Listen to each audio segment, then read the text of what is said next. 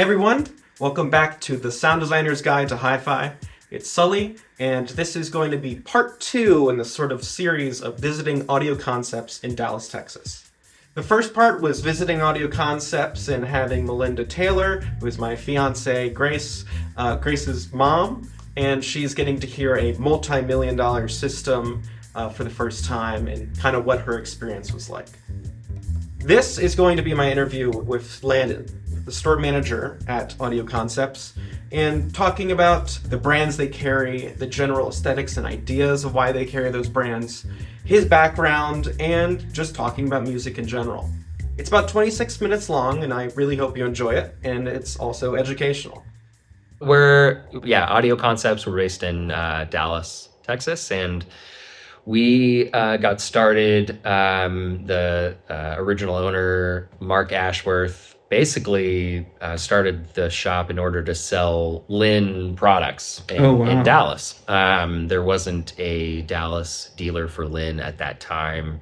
It was 40 years ago. So yeah, in 85, he started it to sell Lynn here in Dallas, and really started the roster of manufacturers kind of based around that idea. So it was a lot of UK brands. It was Lynn, Riga, Proac, but US manufacturers as well, like Magnapan was a really early manufacturer for us. But yeah, in 85 started to sell kind of that kind of core roster, if you will, UK manufacturers here in Dallas. And then as the years have gone on, I've really been blessed to expand beyond there. So did he ever express like what about Lynn kind of drew him to start a business? Ultimately, like, musicality is the easiest way to describe it. Like, we have had all sorts of different people who have worked here across the years, but the easy, consistent reality between all of us is that we've been music lovers. Mm-hmm. And so even though we're a business and a hi-fi shop, like, the backbone of everything that we've chosen here across the years has been about like how it portrays music to us. So the really wonderful thing about Lynn, historically and to this day, has been they portray music in this really wonderful, lifelike way. The LP12 specifically, the turntable, was kind of the backbone of that at that time in 85. And so so he was actually based in Houston. There was a separate shop called AudioConcepts that was in Houston. Oh, wow. And Mark was actually a customer of that shop, and the owner of that shop said, "Hey, no one is doing this in Dallas if you're interested in doing it." So as a young lad, he came up and started the shop up here. You mentioned he brought a lot of UK brands in and also US manufacturers, but so is there something about the UK sound that he liked or curated towards? I think the bigger reality was in the mid 80s. I think there was a little bit more happening in the UK than the US, like at that time. Yeah. Not to say that there weren't US manufacturers for the entire time. I mean, we've sold Audio Research the entire time that we've been a dealer as well. So there certainly was fantastic things, but I think there was just kind of a really great roster of UK manufacturers kind of at that time.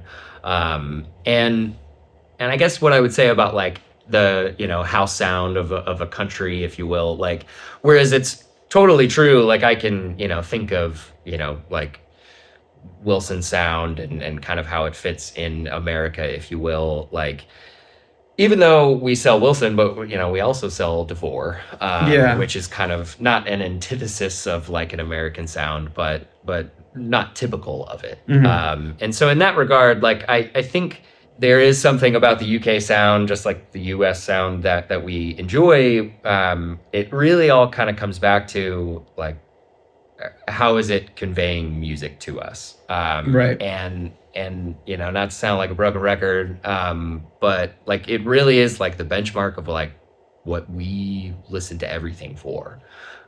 So we're fortunate enough to be able to sell just about any manufacturer that we would want to sell here. And so we're constantly listening to all sorts of brands and just literally doing A/B comparisons to the other stuff that we have in the shop and asking ourselves, is this performing as well as X item at Y price? Really just using, is it conveying music to us in a more clear and concise and engaging way? And if the answer is yes, it often ends up here. Would you say that's the main through line through what, like, the certain brands you carry? Yep.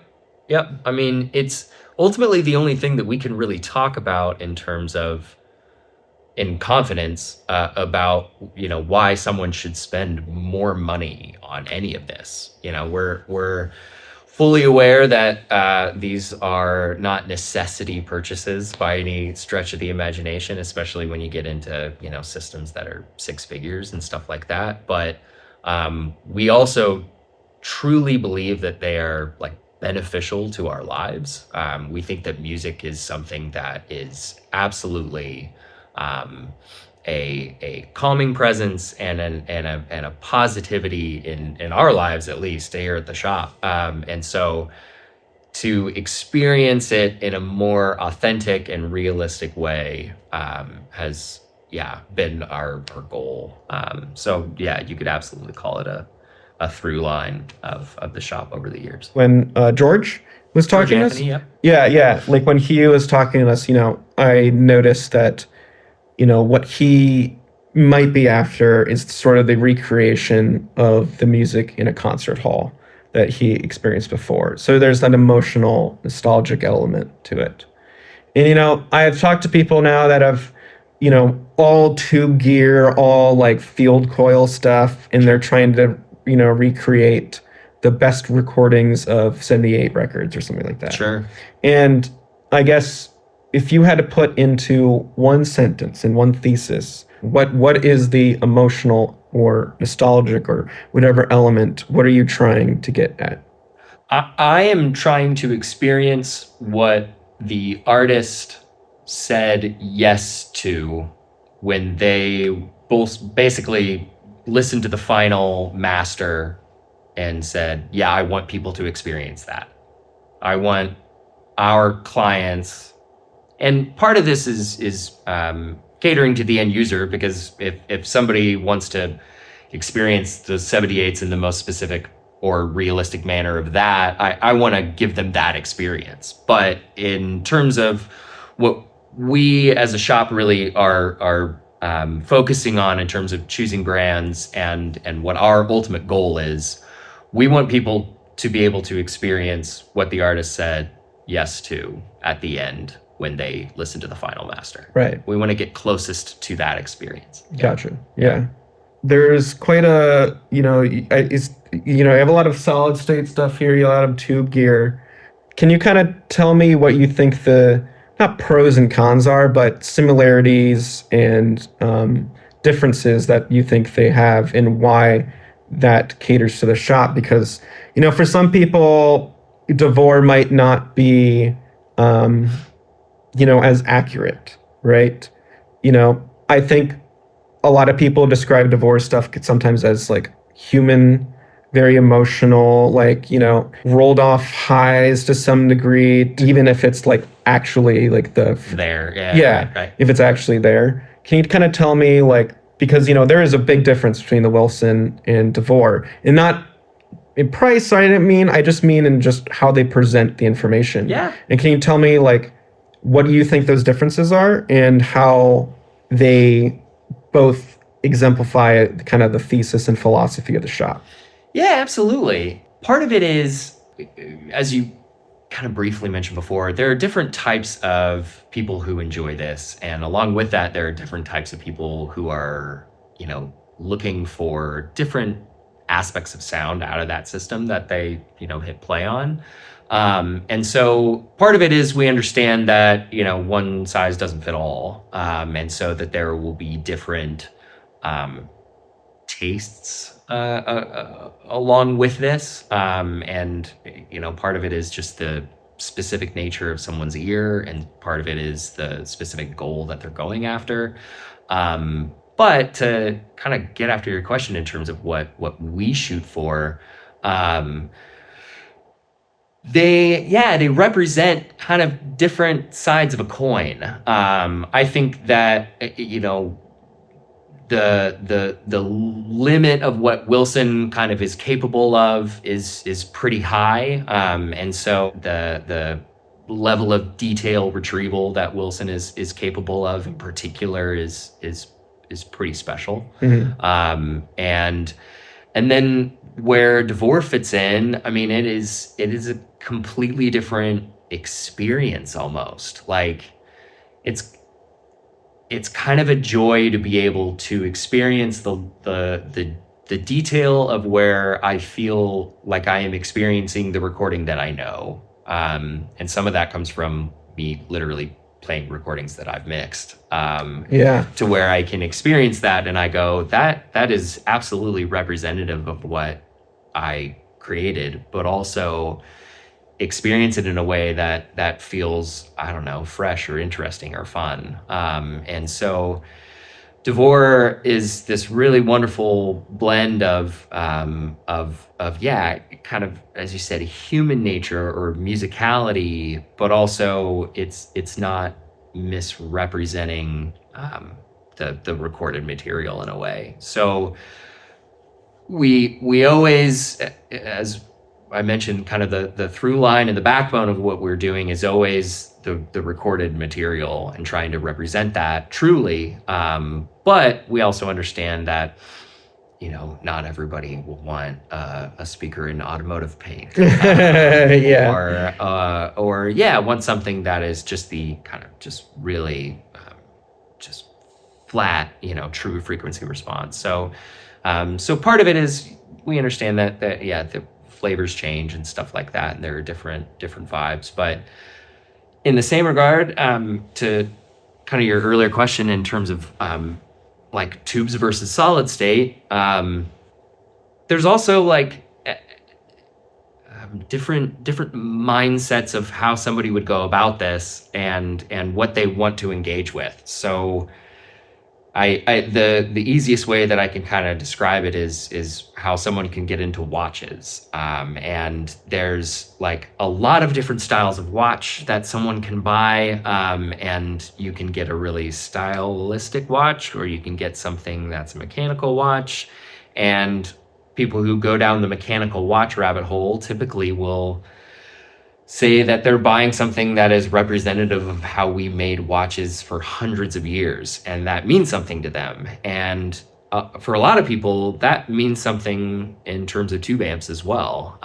The original way that we amplified sound was with tubes. And so to get a modern representation of that with really all the improvements of modern electrical design is really like a not only just cool thing overall, but like a kind of a technical marvel in the same regard. So we think it's really, really cool that we can utilize those tubes that we've been using for over 100 years in a modern design and get something that is absolutely competitive sonically with anything out there today, and still have that kind of heritage to the way that we made amplifiers 100 years ago.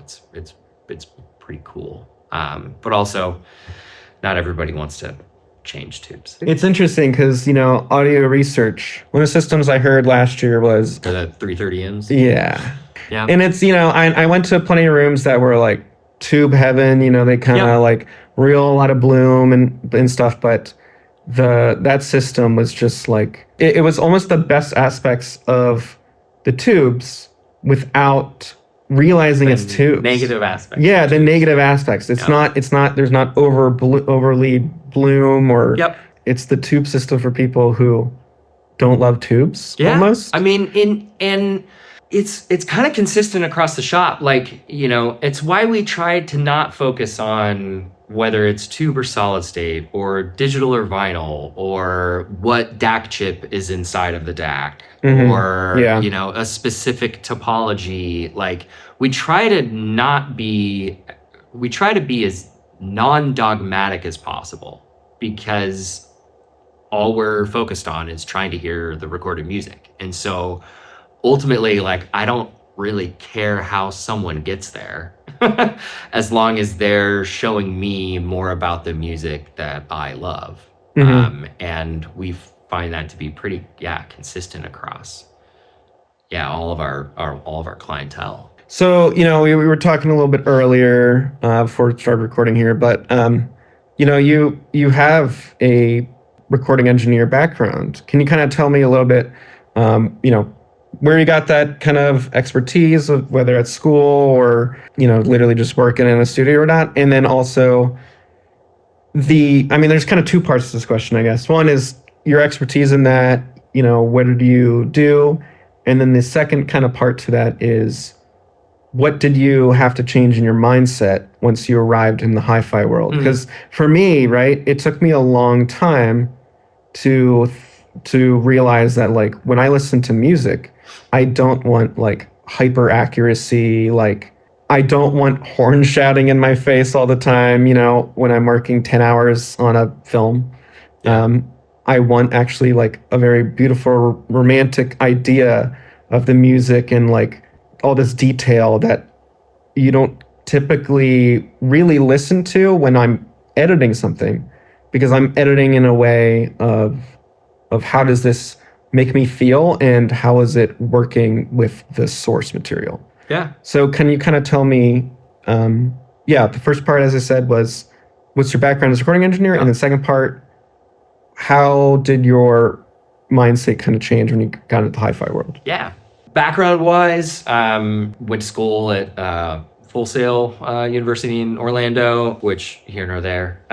People will have positive and or negative experiences with it as it may be. I mean, I found it to be a fantastic opportunity to just literally spend time on the gear that you would ultimately work on. But immediately after Full Sail, the more applicable thing that I ended up doing was I ended up working for Bob Katz at Digital Domain in Florida for a bit. I helped him in Studio A and then managed Studio B for a period of time. It wasn't a long period of time, but that was really where I think, and personally, I kind of cut my teeth on, the experience of the whole studio front to back. And it's just a mastering house, but they do some mixing, but ultimately that was my real experience in terms of having someone stress me in terms of hearing things and actual listening tests and stuff like that. And then past that, it's been here. I've been in AudioConcepts for over 13 years, and in that time we've kind of drastically grown in terms of our overall product lineup and kind of the upper end threshold of what we do. And so whereas I had done critical listening, in the past, it's a whole other thing when you're like listening to the difference between like two $50,000 stereo amplifiers. And it's like, let's get nitty gritty on like the actual representation of music that's different between those. So yeah, my background was in recording, and I worked with Bob Katz for a while. But after starting here, the biggest thing was just to set aside any sort of like engineering statements that I had in my mind on what something should do because it was made a certain way, or because it is a certain thing, like a power cord or a speaker cable, are the easiest things for me to bring up, because it was the first thing that I listened to that was genuinely frustrating. It was just like, I remember listening to a Nordos power cable weeks after starting here, knowing full well that it should do nothing. And it was just absolutely infuriating that a little $200 power cable was absolutely changing the system. And so it was kind of like, after that moment, I was like, all right, I just can't really hold on to any preconceived notions of what something should do because of any reason. And I think that's been a huge benefit to me, and I think it's certainly something that I learned from the shop over the years. But yeah, to set aside the idea that something should perform a certain way for any given reason, basically, we ultimately just want to listen. We want to learn what something sounds like. Yeah. Yeah, I had a similar experience where, Sully, come here, because I work in film, and they're like, we're trying to decide between just Kimber cables or Nordist cables, and like half of the guys there were like, I like Nordist, half the guys are like Kimber, and I was like, at that point I was like, I'm still not really sure about cables, and I mean, and he was able to switch them really quick. So like, I genuinely heard a difference, which was remarkable. Our audio intelligence and what we remember hearing is not as good as we think it is. It's terrible. It's really, really bad. It's terrible. And so I think that's why certain things like cables, differences maybe in playback or whatever, it's like, that's why there's such fierce debate, is because it's really hard to know an invisible art form. It's not visual, and we have put so much emphasis on the visual that's hard to remember and know what we heard and care about it to the same way that we've seen two different things visually or smelled two different things, Yep. But when you do have the experience to listen to them side by side or evaluate, same price, different, and then you realize like, whoa, like this is using the same AKM chips or whatever, Saber DAC chips, and it just sounds unbelievably different. Yeah. It's like, that's when I realized the same thing. All my preconceived notions of what I thought was like, oh, this is fine enough, this is good enough, went out the door. And so now I hold the belief that like, I'll be willing to try anything and believe it until I try it myself and come up with my idea of what I think, if it's wrong or right. I think that's how people should sort of operate, because I think there's so much dogma of like, oh, it doesn't measure like this, and it doesn't do that, it doesn't like do that. So I have people ask me all the time like, oh, do cables matter, blah blah blah, and I'm like, honestly, like, I've heard a difference, but I think the best suggestion was that you try it. Yep. What you experience is your kind of opinion and what you hear and whether it matters to you, right? To be honest with you, like at a certain standpoint, cables start to become a serious factor. But at many other points, for a lot of systems, it relatively doesn't. It really doesn't. Yeah. But the moment I heard differences is the moment I took that back to working at home and being like, what am I not hearing? Mm-hmm. Like, what am I not hearing when I go to a mix stage? Like, what am I not hearing translating to? Because the name of the game in my world and in your world too, once as a mastering engineer, is translation. Mm-hmm. And so there's this bridging of the gap that I feel like could be beneficial in that the hi-fi world and in the recording world, where it's like, I would love for mixing engineers that I know to hear a system like this. Yep. And be like, oh, I'm not hearing that. And then have people in the hi-fi world go, oh, I didn't know it. It sounded like that. Way. Yeah, it started that way or sounded that way, or this is what the original idea is. Yep. But yeah, so the last question, just kind of a fun one, but it's something I noticed once I kind of got into the hi-fi world, was I started listening to different music. And so is there music that you have gotten into that you didn't get into before? Certainly. Yeah. I would argue like a lot of like the hi-fi music I would have never like naturally found myself. But I mean, we're kind of like the non-typical hi-fi shop when it comes to like some of the stuff that we play. Like, we tend to have really good sounding stuff, but like, you're more likely to hear like Go-Go Penguin when it comes to jazz, or you're more likely to hear Polyphia when it comes to rock. Like you're so a little bit more out there. I know like Polyphia's made its way into hi-fi a little bit, but again, yeah, we're just music lovers, and like it goes back to like one of our guys used to DJ. I have a background in recording. One of our guys, yeah, so we're all over the place, and so yeah, like the music that we play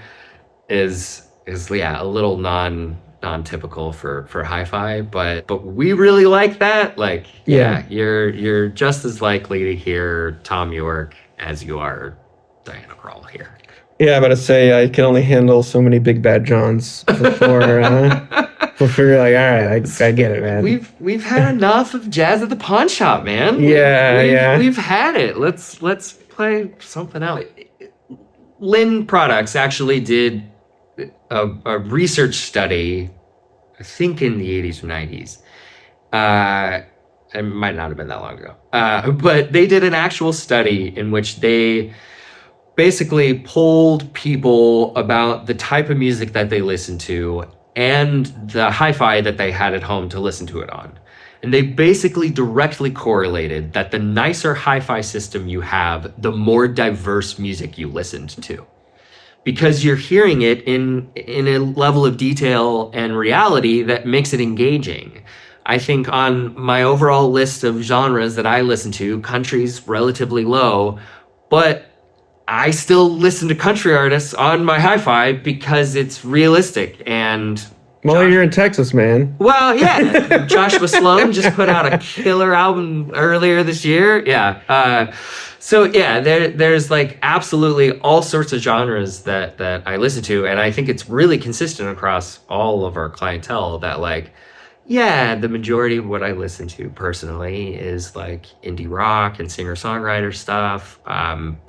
But yeah, it's all across the map because the way that we experience it on our audio systems is realistic and yeah, lacking in distortion. Yeah. I think we should kind of close out just saying that, where we can find you, once again, where you're located. Yeah. So yeah, again, we're AudioConcepts in Dallas, Texas. You can find us online, audioconceptsonline.com. Our Instagram is audioconcepts.hi-fi. We're not on the TikToks, so can't find us there, but yeah. And probably for the better. It is in the long run. But yeah, we have events here commonly, and if someone's in the DFW area or beyond, I mean, we service people across the country, but yeah, if someone's in the area, they should absolutely stop by and see what we're all about. It's a good spot. So yeah, that was my interview with Landon from AudioConcepts. I want to thank him and the entire AudioConcepts team again. That was a wonderful time visiting them and being able to take footage of their store and talking about these sort of ideas, aesthetics, and how they cater all of their products in the store. I highly recommend them if you're in the Dallas-Fort Worth area. They carry a bunch of brands that, whether you're looking for something more clinical or accurate, or something a little bit more musical and warm, they carry a lot of brands that could get you to either or. So as we kind of talked about with the Wilson and the DeVore Fidelity. Anyways, I highly recommend them, and thanks again to them, and I hope to see you in the next video.